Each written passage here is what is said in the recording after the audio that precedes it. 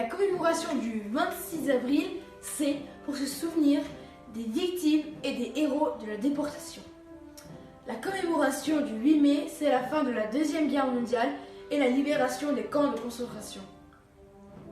Coucou, une commémoration, c'est une cérémonie où plusieurs personnes se rassemblent pour honorer les prouesses et les bonnes actions des personnes. Pour moi, c'est important pour ceux qui ont vécu la guerre. Et voilà, donc je vous fais de gros bisous. Pour moi, c'est important de s'en souvenir car ça fait partie de la culture française, de notre histoire, de notre patrimoine et on doit s'en souvenir pour le transmettre aux futures générations à venir. Il y a des gens qui sont morts et qui se sont battus pour nous, pour qu'on soit libres. On doit s'en souvenir car les soldats se sont sacrifiés pour nous et on doit leur rendre hommage. Je retiens de la journée du 26 avril 2020 la journée de la commémoration de la déportation. Et je retiens aussi du 8 mai la fin de la Seconde Guerre mondiale. De nos jours, le 8 mai est un jour férié où l'on fête la fin de la Seconde Guerre mondiale. Mais c'est la fin de la Deuxième Guerre mondiale et le 26 avril, c'est la déportation. Le 26 avril, c'est la journée où l'on doit se souvenir des victimes des camps de concentration pendant la Seconde Guerre mondiale. Des hommes, des femmes et des enfants vivaient dans des conditions atroces. Ils étaient séparés, enfermés puis tués dans des chambres à gaz. Et le 8 mai, c'est la fin de la Deuxième Guerre mondiale en Europe.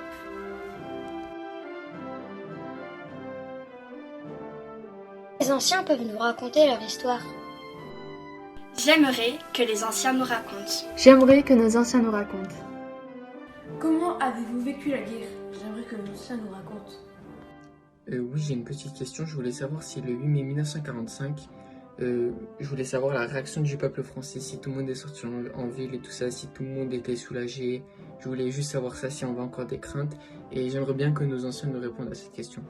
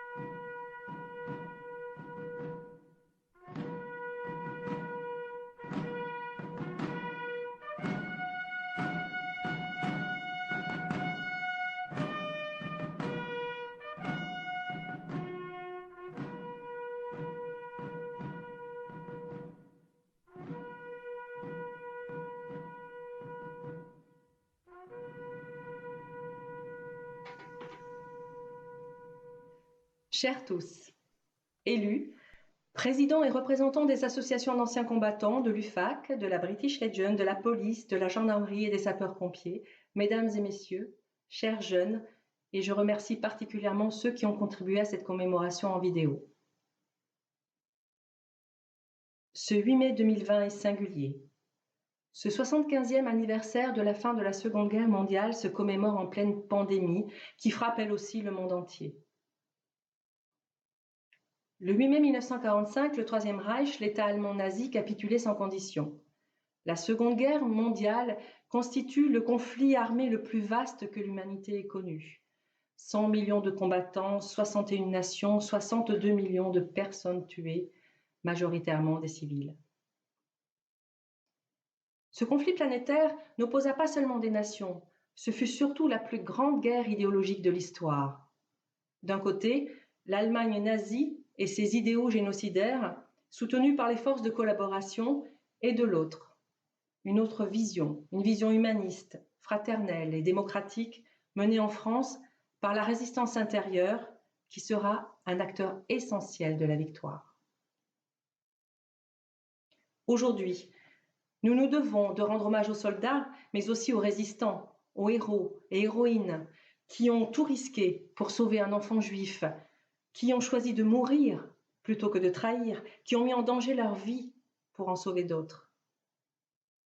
Aujourd'hui, nous devons toute notre compassion et notre profond respect aux victimes de cette Seconde Guerre mondiale, les déportés, les prisonniers de guerre, les blessés, les veuves, les orphelins, les résistants. Mais aujourd'hui, nous nous devons aussi de trouver la force et la volonté pour défendre à notre tour les valeurs humanistes et républicaines, celles de la Déclaration universelle des droits de l'homme, de la laïcité, de la tolérance et de la solidarité. En effet, les idéologies sombres sont de plus en plus présentes. Islamisme, suprémacisme, intégrisme. Nourries par la crise économique et aujourd'hui renforcées par la crise pandémique, elles se répandent en petites haines du quotidien, en désignation de boucs émissaires. Elles sont bien contagieuses, elles aussi. Le 8 mai 1945, le monde s'apprêtait à construire le monde d'après-guerre. Aujourd'hui, confinés par une crise sanitaire sans précédent, nous nous devons de préparer nous aussi un monde d'après. Ce monde d'après dans lequel l'urgence climatique est totalement liée à l'urgence démocratique. En ce 8 mai 2020, comme il y a 75 ans, célébrons l'espoir pour le monde d'après, célébrons la résistance aux idéologies de l'exclusion, célébrons la victoire des droits humains, la lutte contre le réchauffement climatique et unissons-nous par la pensée, en liberté, en égalité et en fraternité.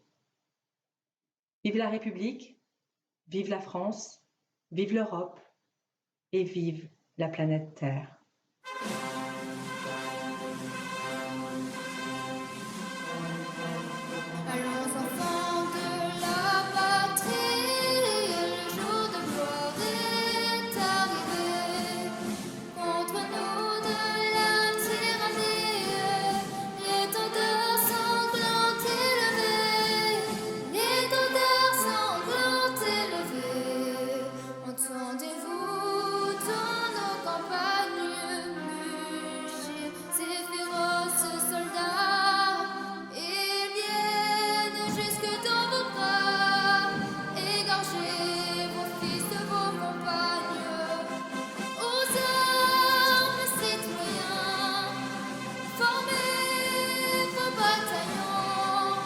Marchons